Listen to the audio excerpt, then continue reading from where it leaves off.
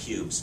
The 5i cube, the width across the skull here, is about the same of the distance from this end of the clavicle to that end of the clavicle, our collarbone. Same 5i distance. Two of those, once again, it's actually one of those gives us the sternum, and then the xiphoid process, this little bit down here, is extra and added on.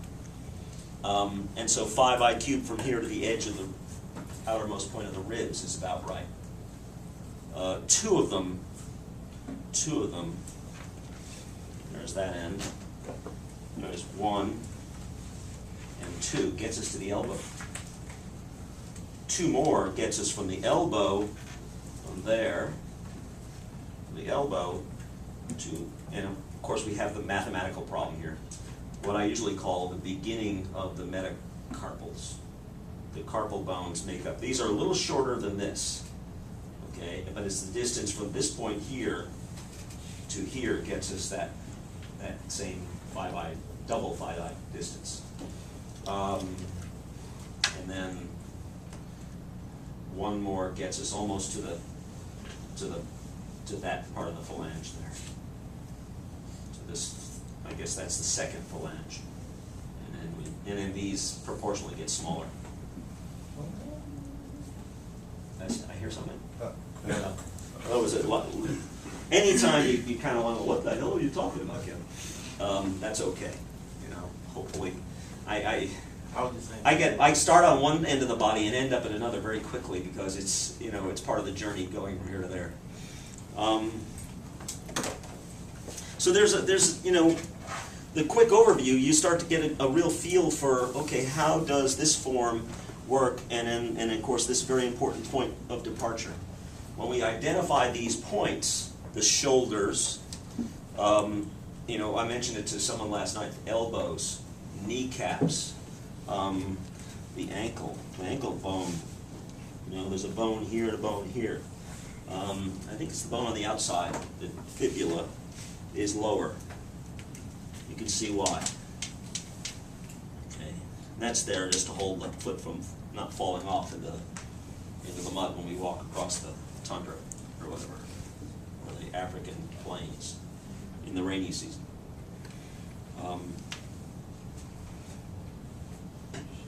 Let's see. 2 o'clock. Are you okay so far? No. No? Stand up. Stand up. Good. Get off your SQ.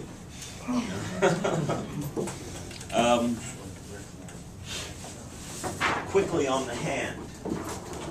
Rather quickly on the hand. I mentioned a little bit ago that the carpal bones are just a group of bones sitting in about here. I'm going to abandon the 5i cube part for just a little bit for need of different sizes.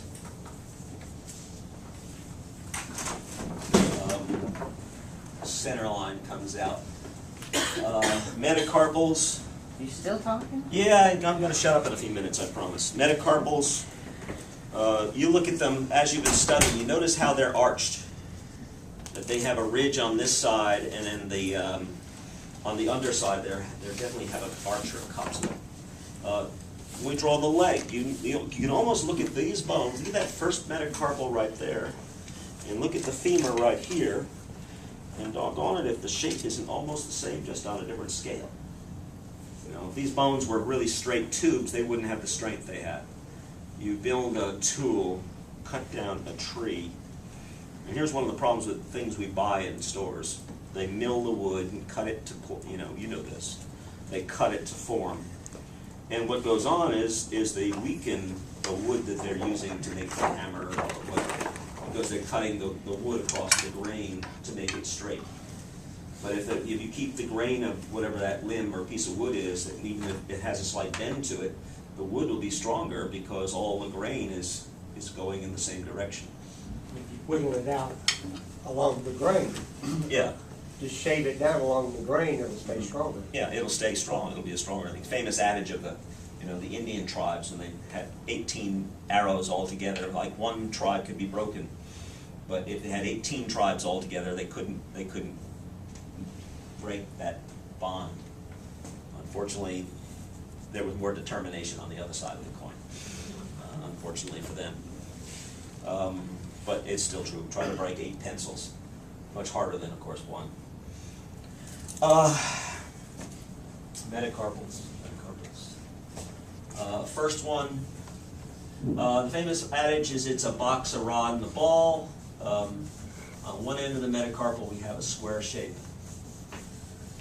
Carpal bones are going to be here.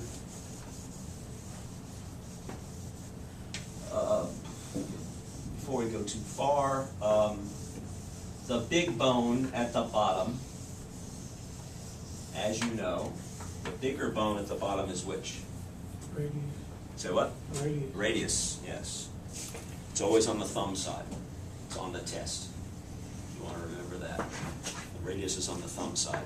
So depending on which way I have my hand, it could be right or left, but the bigger one on the bottom is the radius, and the bigger, once again, they're both about the same length. The radius is always on the thumb side. And the ulna will be over here. It's smaller. And there's a gap in between, which will sometimes show, but depending on if I rotated the hand, is going to cross them. The radius, of course, is meant to allow this to happen. The intercostal muscles help to rotate it. And so you get about double that distance there to there, and you're going to get to the end of the longest metacarpal. It's a square shape here, a rounder shape at the bottom.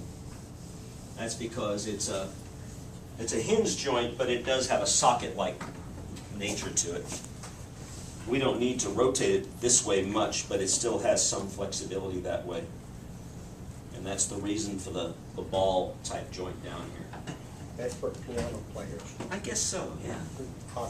That's kind of nice. Yeah, that's a good analogy or reason for it. So that bone would be here. Might not be as big as I have it. Fan it out.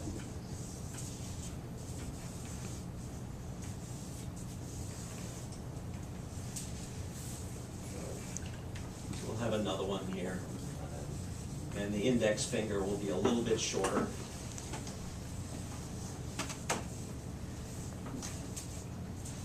And this one will be a little bit shorter. Oh, that paper will flatten this problem. Don't want to get, I might even be illustrating these too big. You look at this thing here and you realize how small these bones are. I think, William, you were drawing yours initially, and I was quick to tell you that, well, the proportions on these, you know, vary. The wrist is something, back to the bones, you see them. And when I'm drawing the arm, I alluded to this here. I didn't get very far, come to think of it. The problem of the arm foreshortening. We have the clavicle coming this way, and the scapula will be in the back. Scapula will be in the back, the glenoid cavity. There's the scapula. I mean the clavicle, I'm sorry. Trapezius, sternomastoid muscles. Okay, the arm is coming to me. So the elbow is here. The elbow is here. Okay, the wrist is here.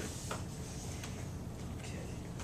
Now, the wrist, and this is one of those things, I was talking to someone last night, I start thinking of the, working in Max and Maya, all these programs, you build a wire screen of an object, and on the wire screen you can, once again, you can actually cut sections off, and you can extrude them, you can do other things, and you get a feel for what's the shape of this. And the wrist is longer this way than it is this way, so it's a rectangle. It's actually a square shape. And so if the wrist is on an angle, let's put it on this angle. You virtually can think of that box shape. So it's rounder back here.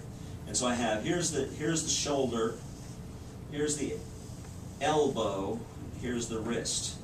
And virtually the humerus is going to come this way, the radius and the ulna are going to come this way.